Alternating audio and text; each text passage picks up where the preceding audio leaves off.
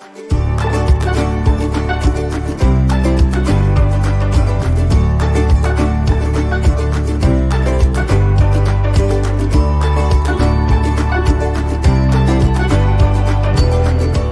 tal, queridos amigos? ¿Cómo están? Buenos días, buenas tardes, buenas noches. Saludos de Ernesto Rosas, transmitiendo desde la ciudad de Pachuca, Hidalgo, México, para todas las naciones. Es un placer y es un gusto el poder estar con ustedes de nueva cuenta en otra enseñanza más que estamos, pues le hemos llamado a esta serie de enseñanzas, a este curso que es precisamente la Biblia Hebrea, parte 1, que es módulo 1. Y en esta tercera entrega va a ser en dos partes.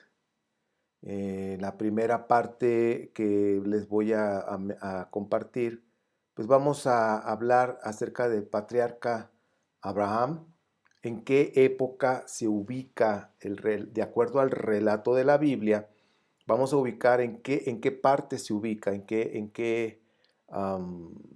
vamos a decirlo así, en qué época, en qué año, de acuerdo a los relatos, vamos a hacer el análisis. Y pues posteriormente, en la segunda entrega, pues vamos a entrar en otro tema y vamos a hablar sobre, ahora sí que la tercera entrega, en la segunda parte, ¿por qué se le llamó a Abraham como un monoteísta? Como ahora sí que el padre de la fe. Y la pregunta es, ¿realmente Abraham fue monoteísta? Esa va a ser la segunda parte. Ahorita nada más en esta primera parte, pues vamos a ver en qué época se encuentra, de acuerdo al relato de Génesis, en qué época se encuentra. Entonces, clase número 3, primera parte. Vamos a ver sobre la época en que está esta historia. Pues bueno, prepárense. Pues quiero hacer un comentario. La religión no soporta tanta verdad y por miedo a tanta verdad, pues evita investigar. Por eso es más fácil dar una eisegesis para sostener sus creencias, que muchas, la gran parte de sus creencias no tienen historicidad. Por eso la firma de Ministerio 710 es verifica, investiga y concluye. Es nuestra firma y es lo que te pedimos, por favor, que lo hagas, que verifiques, que investigues y que saques tus propias conclusiones. Y como siempre les he dicho, la conclusión más importante es la tuya. Así es. Bien, voy a compartirte la bibliografía que estamos usando para toda esta investigación de esta parte de la Biblia Hebrea módulo 1. Y en esta clase, como estamos viendo bastante información interesante, pues yo te sugiero esta bibliografía, Las tribus de Yahvé, de Norman K. Gottwald, La historia de Israel 1, de Roland de Baus, y luego Biblia del Peregrino 1, de Luis Alonso Schockel, la arqueología israelita y la historicidad de los libros del Antiguo Testamento, de Israel Finkelstein, y la Biblia Exégesis y Religión, de Adolfo Reutemann. Pues aquí tenemos varios, pues tan solo Adolfo Reutemann y Israel Finkelstein son historiadores, arqueólogos israelitas. ¿Ok? Pues bien, ¿en qué época se encuentra, de acuerdo al relato de la Biblia, en qué época se encuentra la leyenda de Abraham? Fíjense que estoy usando la palabra leyenda. Lo hago con mucho respeto, pero bueno, tenemos que decir las cosas como son. Acuérdense que es la Biblia hebrea sin censura. Entonces, vamos a estar viendo en qué época se encuentra la leyenda de Abraham de acuerdo a estos relatos. Recordemos que el libro de Génesis o el Bereshit, ¿sí?, nos muestra dos partes.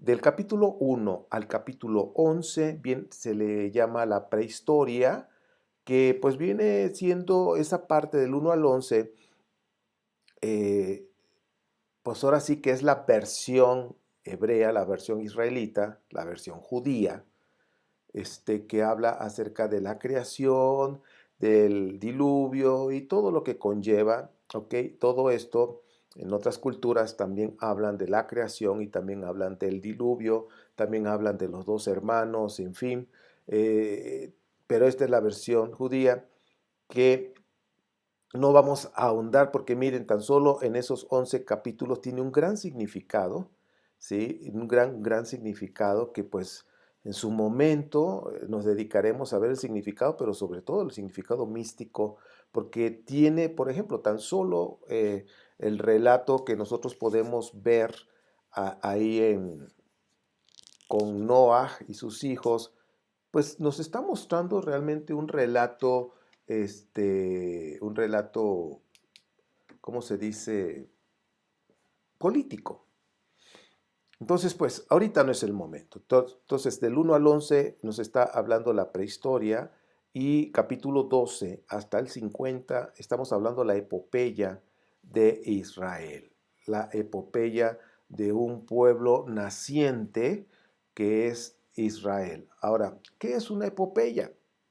Pues es una composición literaria en verso en que se cuentan las hazañas legendarias de personajes heroicos que generalmente forman parte del origen de una estirpe o de una nación. Entonces, eso es una epopeya, por eso se dice que el escrito literario de Génesis, capítulo 12 al 50, es la epopeya de Israel. Ahora, la Biblia hebrea, como lo hemos ya mencionado en las clases anteriores, tiene temas importantes.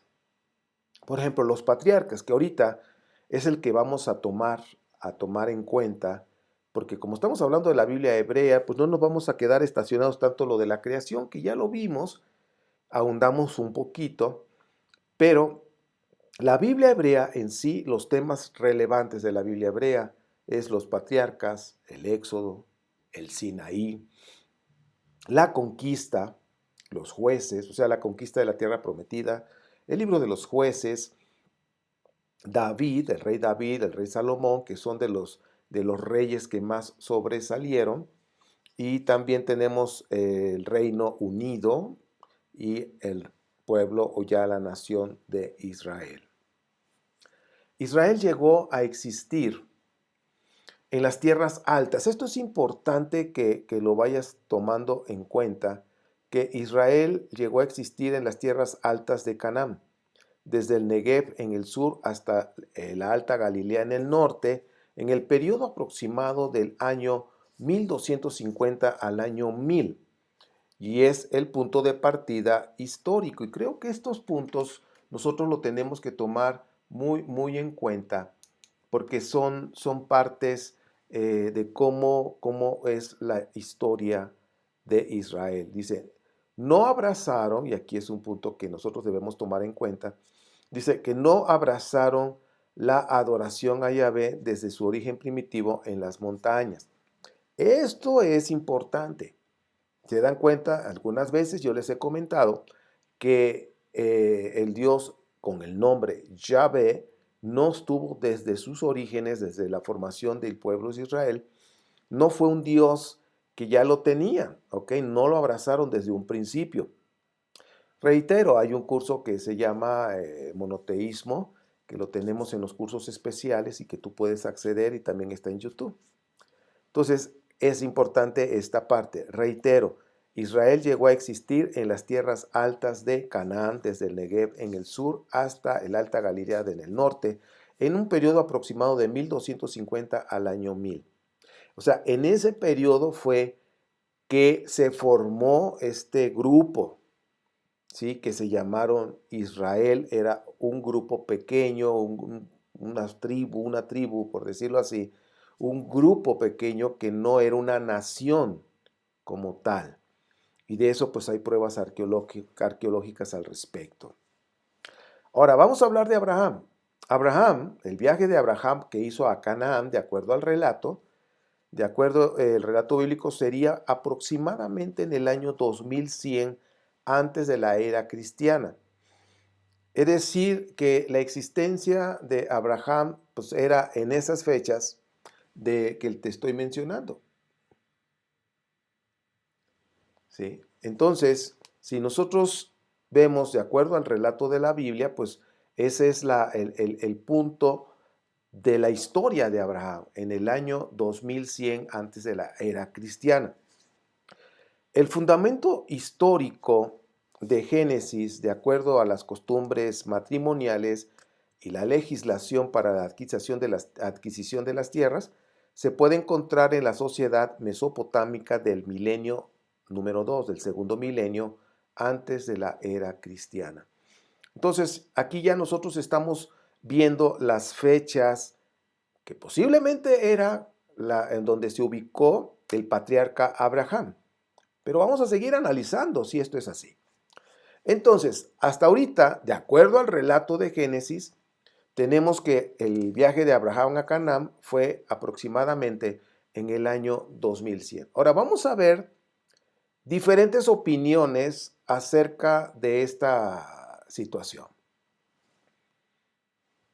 Por ejemplo, con respecto a los patriarcas, tenemos a Roland de Vaux, que él piensa, de acuerdo a su investigación, que está en el Bronce Medio, que es aproximadamente en el año 2000 al 1500 antes de Cristo o antes de la era cristiana. Luego tenemos a Spacey y Gordon, archivo de Nuzi, conocido así, archivo de Nuzi, y ellos dicen que fue en el siglo XV, pues antes de la era cristiana. Ahora sí que chequen cómo todo va cambiando, las fechas, cada quien tiene sus números. Pero también tenemos a Benjamin Mazar, que él dice que es en la edad de hierro, entre el año 1150 al 900, o sea, ya está más cercano.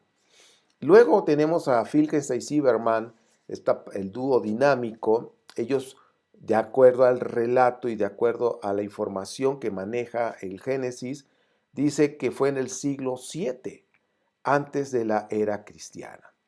Entonces, la mayoría de los investigadores actuales aceptan la tesis de Filkenstein y Zimmermann, ¿sí? Aceptan este último. Y ahorita vamos a analizarlo el por qué. Y uno de esos por qué es precisamente por los camellos. Dice, los camellos no se domesticaron y se emplearon para transporte humano y de mercancías antes del año 1000, ¿sí? Antes del año 1000 de la era cristiana, antes de la era cristiana, por supuesto, pero su uso solamente se generalizó a partir del siglo VII, antes de la era cristiana. Entonces, todos estos datos verificables es porque ellos dijeron, es así como podemos nosotros ver que el camello no se usó en el año 2000 como lo maneja el libro de Génesis, por ejemplo, cuando Abraham le dijo a su siervo que fuera a buscar una esposa para su hijo y que se llevó 10 camellos. Es decir, de acuerdo a ese relato de Génesis, no es posible que así haya sucedido. Pero si ese mismo relato que se usó, de que se usaron camellos, entonces sí se puede ubicar precisamente en el siglo VII antes de la era cristiana, porque ya ahí los camellos ya estaban domesticados para el transporte y todo como se maneja el relato de Génesis. Entonces ahí es una prueba. Por ejemplo, los hijos de Jacob a través del desierto de Egipto eran comerciantes de drogas, de bálsamos, de mirra. Sí, escuchaste bien, dije drogas, drogas, sí, había drogas. Y precisamente los egipcios les gustaba ponerse bien happy con cerveza. La cerveza es una bebida milenaria.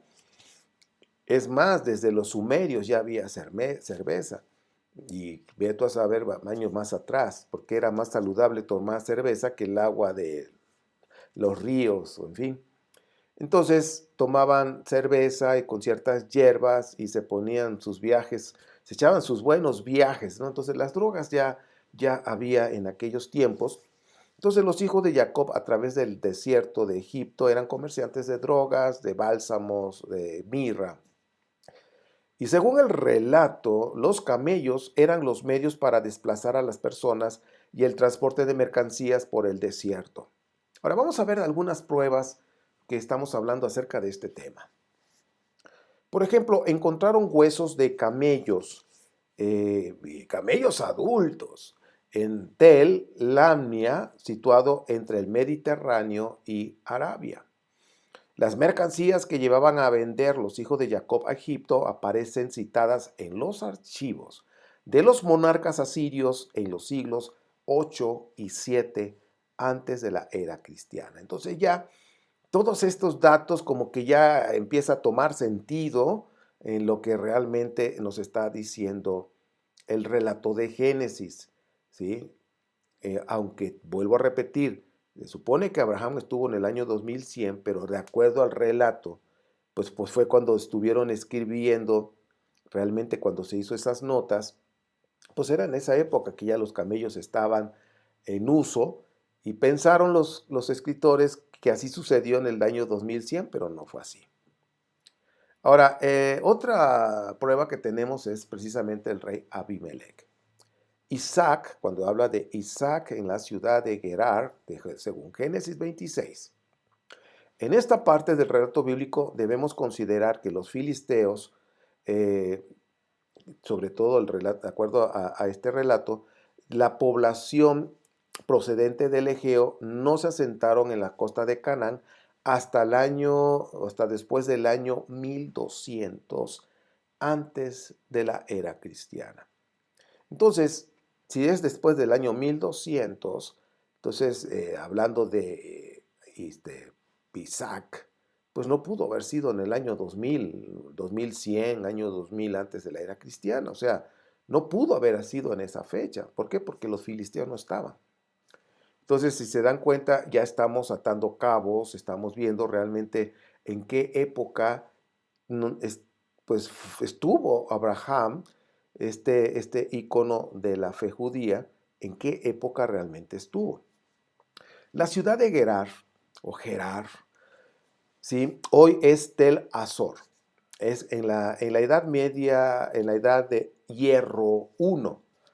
Era una aldea insignificante que solo cobró importancia cuando se convirtió en ciudad administrativa fortificada a finales del siglo VIII y comienzos del siglo VII, antes de la era cristiana. Entonces, si se dan cuenta, estamos hablando que una ciudad pues tenía esa ubicación en esas fechas, no en el año 2100 o 2000 antes de la era cristiana. Entonces ya sigue tomando todavía más sentido. Ahora, de acuerdo a estos datos arqueológicos e históricos, la primera domesticación de los camellos y su uso intensivo, el tráfico de mercancías, la presencia de los filisteos en Canaán, el auge y fortificación de Gerar, coinciden con la fecha del siglo VIII, siglo VII antes de la era cristiana para el relato bíblico de los patriarcas. Es decir, que si los patriarcas, su existencia, de acuerdo al relato y las pruebas arqueológicas, tuvo que haber sido entre el siglo VIII y siglo VII. No pudo haber sido en 2100 o 2000 antes de la era cristiana. Las genealogías de los patriarcas se describen en el mapa del Próximo Oriente desde el punto de vista de los reinos de Judá y de Israel del siglo VIII y siglo VII antes de la era cristiana. Como ustedes pueden ver ahí, está Anatolia con rojo, los lugares rojos son lugares importantes. Está Mesopotamia, son las zonas, está Canaán, está Egipto, está Cáucasus, ¿sí? Y luego vienen los otros nombres en verdes que son ya los hititas, en fin, los ugarits, Arsagua, ya son culturas diferentes. Recuerden que los ugarits y los cananeos pues son primos hermanos en cuanto a la adoración a dioses, ¿sí? Tenían la misma influencia de panteón de dioses. Vamos a ver el mapa actualmente. Si es Turquía, Irán, Irak, Arabia Saudita, lo que es ahora Israel, Egipto, pues no ha cambiado, Sudán, son los lugares que conocemos actualmente. Ahora, las narraciones de Génesis revelan una relación con los lugares de los imperios asirios y babilonios desde el siglo IX al siglo VI antes de la era cristiana. Se menciona a Asiria en relación con el Tigris y las dos capitales del imperio Nínive, que fue en el siglo VII antes de la era cristiana, y Calah, la anterior. La patria de Abraham, de acuerdo a este análisis, Harán o Harán, era próspera en tiempos neoasirios, ¿sí? Que más o menos son las fechas del 911 al 612 antes de la era cristiana. Entonces Harán o Arán, dependiendo cómo se mencione, era próspera, pero en este grupo neoasirio del 911 al 612. Entonces ya chequen los datos. Sí, se aproxima mucho de acuerdo a los análisis que hemos hecho del siglo VIII, siglo VII, antes de la era cristiana. Ahora, los nombres de los progenitores de Abraham, Terá, Nahor, Serug, aparecen mencionados de una manera parecida en los textos asirios de la cercanía de Harán. Entonces, si se dan cuenta, los nombres son conocidos en esas fechas que les estoy mencionando. Ahora, la relación de Abraham con Hebrón, la más antigua ciudad de Judá, y con Jerusalén, por supuesto, está en base a Judá en los tiempos más antiguos de la historia de Israel. Hasta el siglo VIII, antes de la era cristiana, Judá fue un reino con una población insignificante. Jerusalén era una pequeña ciudad del altiplano. Su enorme aumento demográfico se produce después de la liquidación del Estado de Israel por los asirios en el año 720 antes de la era cristiana. Entre los siglos IX y el siglo VIII antes de la era cristiana, siglo IX y siglo VIII antes de la era cristiana, el reino de Israel desarrolla las instituciones estatales y se convierte en una de las potencias importantes de la región. Se interpretó la supervivencia del pueblo de Israel como una prueba de que Dios, desde la época de los patriarcas, quería que gobernase toda la tierra de Israel. Recuerden que era el reino del norte y el reino del sur, que ya cuando regresaron del exilio, pues ya ahora sí, como los jefes que eran los persas, fue cuando asimilaron el reino del norte, los territorios del reino del norte, el reino del sur, y se hizo uno solo.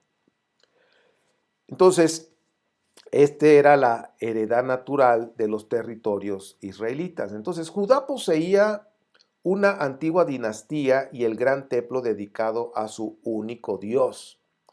A finales del siglo VIII, antes de la era cristiana, a lo largo de todo el siguiente, ahora sí que siglo siguiente, se desarrolló un enorme sentido del destino y la importancia de la voluntad divina. Entonces, eso fue a finales del siglo VIII. Entonces, fíjense cómo todo ya empieza a tomar sentido conforme a la historia de esta epopeya del pueblo de Israel.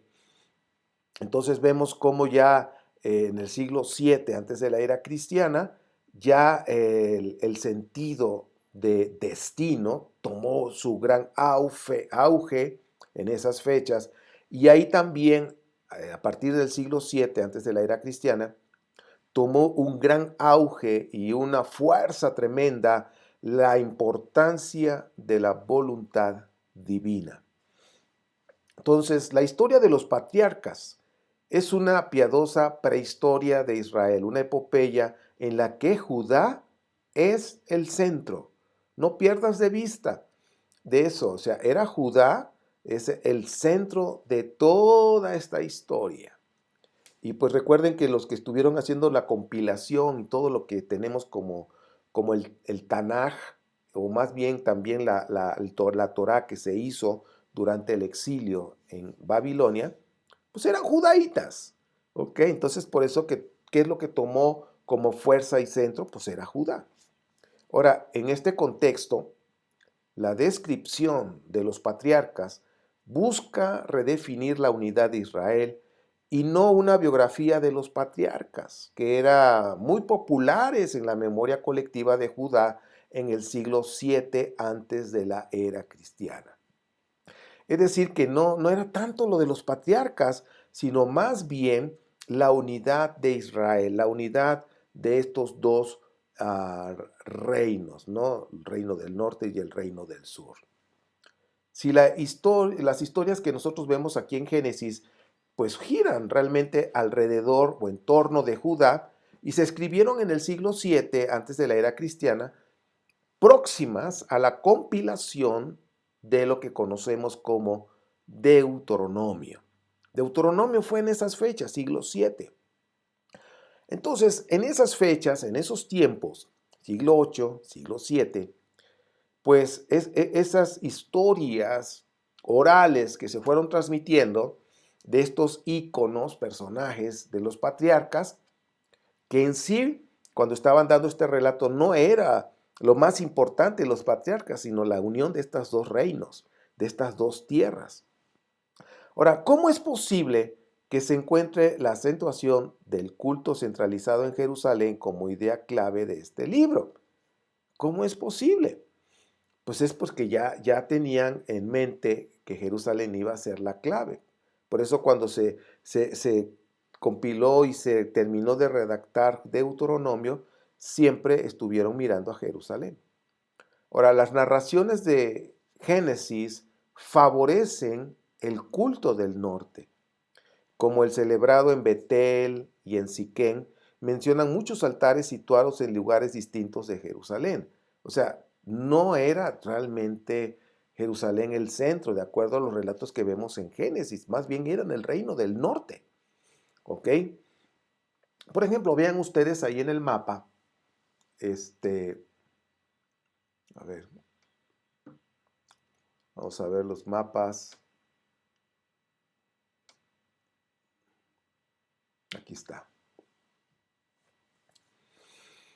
Vean ustedes ahí, tenemos precisamente Betel, Siquén, se ve Jerusalén, pero de acuerdo a los relatos que vemos ahí ¿cómo se dice? En Génesis, resaltan mucho Siquén y Betel.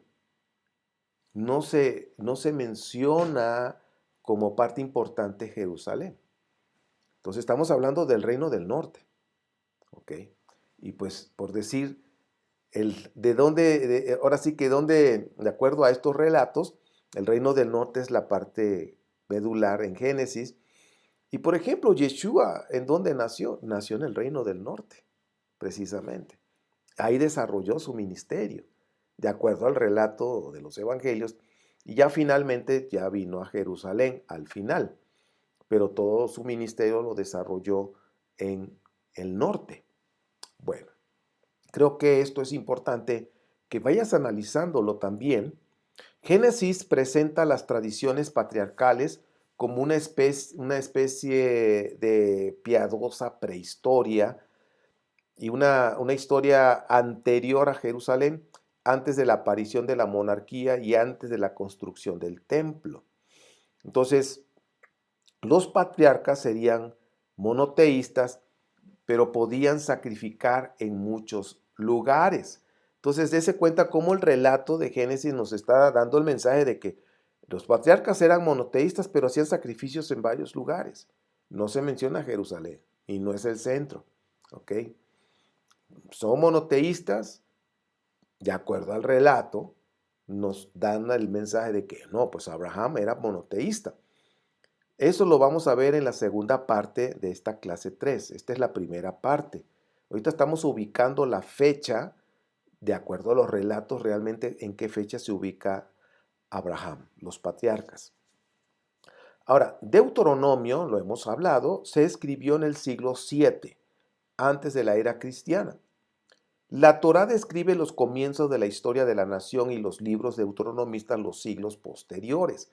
Recordemos que los libros deuteronomistas pues, comienza con Deuteronomio, pero tenemos a Josué, Jueces, el libro de Reyes, que era un solo rollo, pero luego lo partieron en dos, y el libro de Samuel también, que era uno, pero lo partieron en dos. Esos son los libros deuteronomistas. Voy a repetir, empezamos con Deuteronomio, pero después tenemos a Josué, los jueces, Samuel y Reyes. Todos esos se consideran los libros deuteronomistas. Entonces, la Torá describe comienzos de la historia de la nación y los libros deuteronomistas los siglos posteriores.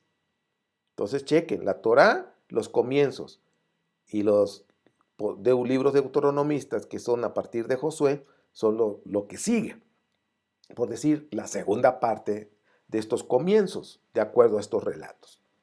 Ahora, la genialidad de los redactores del siglo VII antes de la era cristiana consistió en unificar las historias más antiguas. Es decir, que había en esa zona mucha historia antigua y pues que iban pasando de generación a generación, pero no olvides este punto, que es como el teléfono descompuesto. Tú das un mensaje y quizás en la primera, en la segunda el mensaje pues va muy parecido, pero ya en la tercera, en la cuarta, en la quinta, el mensaje va distorsionándose, va perdiendo realmente la esencia y le pueden ir agregando más información que no se dijo en un principio. Entonces, por eso es la genialidad de estos redactores del siglo VII antes de la era cristiana, cómo unificaron todas esas historias que venían de manera oral, que se decían, y que muchas las tomaban como leyendas. No es posible conocer la verdadera antigüedad de las historias bíblicas de los patriarcas. O sea, no es posible. Lo importante es la fecha primitiva de la composición de las tradiciones y puede caer en el siglo X antes de la era cristiana, periodo de la premonarquía. Entonces, aquí ya nosotros estamos vemos el teónimo del Dios Él en el Génesis. Algunas personas me han comentado en YouTube de cómo es que el Dios del Antiguo Testamento era tan sanguinario que mandaba matar a los pueblos por completo, a mujeres, niños, niñas, o sea, a arrasar con todo el pueblo. Era un Dios sanguinario, de acuerdo al relato. Entonces, ¿cómo es que sea Dios así? Pues bueno, tenemos que ir analizando los nombres diferentes que hay dentro de la misma Biblia hebrea, pero que en las traducciones ya no nos los ponen. Por ejemplo, el Dios Él ya no aparece en las traducciones cristianas, en las traducciones actuales. Una de las que sí te lo pone y que yo lo he verificado y tengo esa Biblia que compré es la Biblia BIN 2019. Ahí sí viene el Dios Él, el Ha Elohim y cosas así, las traducciones. Me he ido a la escritura hebrea para verificar y sí, está muy apegado, sobre todo lo que es el Antiguo Testamento o la Biblia hebrea, esta Biblia. Pero no se compara con ir al escrito en hebreo. Hay aplicaciones ya donde viene el escrito en hebreo para que pueda uno verlo, verificar las palabras, en fin. El objetivo de las historias de Génesis es teológica, mística, no histórica ni de proporcionar datos cronológicos. Gran parte de los relatos de la Biblia hebrea son míticos, es decir, son mitos, y también son legendarios, pero no históricos, porque no hay historicidad. Y pues, hablando del Génesis, no debemos tomarlo literal, porque no pasó así. Sin embargo, aunque no haya pasado así, debajo de esas líneas, como hemos estudiado en esta primer clase de este módulo 1, en la primera clase, en la segunda más bien, fue en la segunda clase, hablábamos en la manera de interpretación, los niveles de interpretación. Hablábamos de ese triángulo y que en la parte más alta y que muy pocas personas entran a esa área, que le llaman el Sod, la parte profunda, espiritual, mística, lo que nos conecta con Dios. Entonces yo puedo decirte que a mí en lo personal no me afecta Si pasó o no pasó, y si estuvo en otra época, pues en el caso de Abraham, que según el relato fue en el 2100, 2100, años 2000 antes de la era cristiana, y que realmente ya haciendo el análisis arqueológico fue en el año 800 y 700 antes de la era cristiana, pues a mí no me afecta, o sea, no afecta mi fe en Dios, porque yo estoy conectado con Dios directamente, no a través de una historia, no, o sea, no. Y reitero, y lo he dicho varias veces, toda la Biblia hebrea, debajo de ese mensaje lineal, de ese mensaje literal, hay un mensaje espiritual, un mensaje místico que me conecta con Dios. Y eso es lo que vale. ¿Sí? En Israel, los estudiosos, muchos lo saben, que el libro de más bien la Torá o la Biblia hebrea, no es un libro de historia, lo saben. Sin embargo, ¿cómo es que le han sacado tanto provecho y han tenido han sido tan bendecidos? Es porque ven la parte del Sod, la parte espiritual, la parte mística. Y lo he dicho también, Yeshua enseñó el judaísmo, la parte mística del judaísmo. Ok. Los escribas del Génesis intentaron poner a los patriarcas en el año 2100 antes de la era cristiana, pero la descripción de sus relatos los ubican en el 8 y 7, como que te lo acabo de decir. Recolectaron varias tradiciones orales que pues circulaban en esa época, las estuvieron escribiendo, pero todo enfocado a Judá. Chequen ustedes, todo enfocado a Judá. Y pues si nosotros estamos viendo esa parte que todo está enfocado a Judá, pues ¿quiénes son los que estaban escribiendo? Pues eran judaítas, por supuesto. Entonces nosotros tenemos que ir viendo eso. Y vuelvo a reiterar, por favor, no te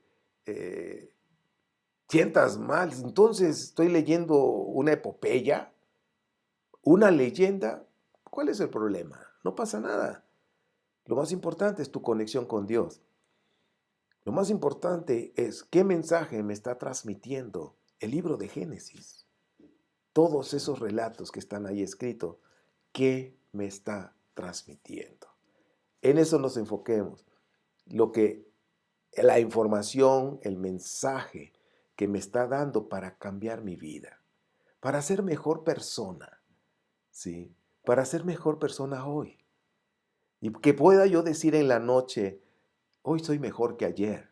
Significa que evolucioné, que mi conciencia se elevó a otro nivel. Cada día tenemos que agradar a Dios con nuestra manera de vivir, honrándolo.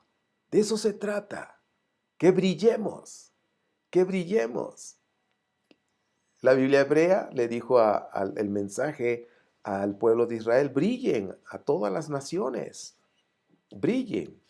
Y quiero decirte que es el mensaje que Yeshua le dijo a los discípulos, brillen. Es lo mismo. Y ese mismo mensaje es para hoy. Entonces te vas a dar cuenta en este curso que estamos aprendiendo juntos, que estamos estudiando y que estamos analizando la historia con ciencias bíblicas, pero también vamos a ver la parte mística, que esa es la que nos va a transformar cuando nosotros lo practiquemos. Porque las ciencias bíblicas, saber información de arqueología, de ciencias, de historia, las ciencias bíblicas, pues no te transforma, no, te da información, nada más. Pero lo que sí te va a transformar es el mensaje místico que está ahí escondido. Y que ruego a mi Padre que abra nuestros ojos a todos nosotros para que lo podamos ver, lo podamos vivir, lo podamos practicar y nos podamos transformar. Bien, pues si el Padre lo permite, vamos a ver la segunda parte, no te lo pierdas. ¿Sí? Si no estás inscrito en el curso de la Biblia hebrea, tienes que inscribirte. Aquí voy a dejar los datos para que tú puedas acceder a toda la información exclusiva que damos a los participantes del curso.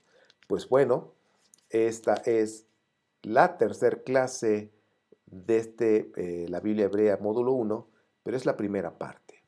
Falta la tercera clase, segunda parte, en donde estaremos hablando y analizando si realmente Abraham era monoteísta. Soy tu amigo Ernesto Rosas. Nos vemos pronto en otra entrega más de algún tema que estamos ahí, tenemos mucho que compartir, nada más que lo vamos dosificando, lo vamos compartiendo poco a poco. Pues si el Eterno lo permite, nos vemos en la próxima. Shalom.